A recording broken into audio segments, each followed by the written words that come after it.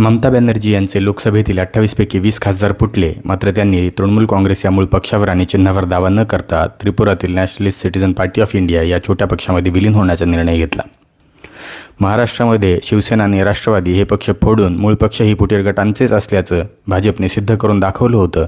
मात्र ते कसब पश्चिम बंगालमध्ये पणाला न लावून विलिनीकरणाचा निर्णय का घेतला असा प्रश्न पडला. पक्षावर दावा होणार असल्याच्या चर्चा सुरू झाल्या तेव्हाच इंडिया आघाडीच्या बैठकीत काँग्रेसनं ममता बॅनर्जी यांना त्यांचा उरलासुरला पक्ष काँग्रेसमध्ये विलीन करण्याची ऑफर दिली होती. मग 42 लोकसभेचे खासदार निवडून येणाऱ्या पश्चिम बंगालसारख्या मोठ्या राज्यामध्ये ममता बॅनर्जी आणि काँग्रेस यांनी एकत्र येऊन आव्हान उभं करणं टाळण्यासाठी ममता बॅनर्जींचा पक्ष ममता बॅनर्जींकडेच राहू देण्याचा निर्णय घेण्यात आला का?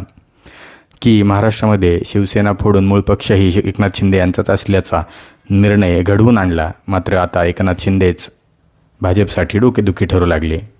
हे कारण पश्चिम बंगालमध्ये मूळ पक्षावर दावा न करण्यामागं होतं का? की तृणमूल काँग्रेसमधलेच काही खासदार तृणमूल काँग्रेस पक्षावर दावा करण्याच्या विरोधात होते? हे कारण होतं. कारण काहीही असो, मात्र या विलिनीकरणाच्या निर्णयामुळं पक्षांतरबंदी कायद्यावर होऊ घातलेला अजून एक संभाव्य हल्ला तात्पुरता का होईना टाळला गेला, एवढं मात्र नक्की.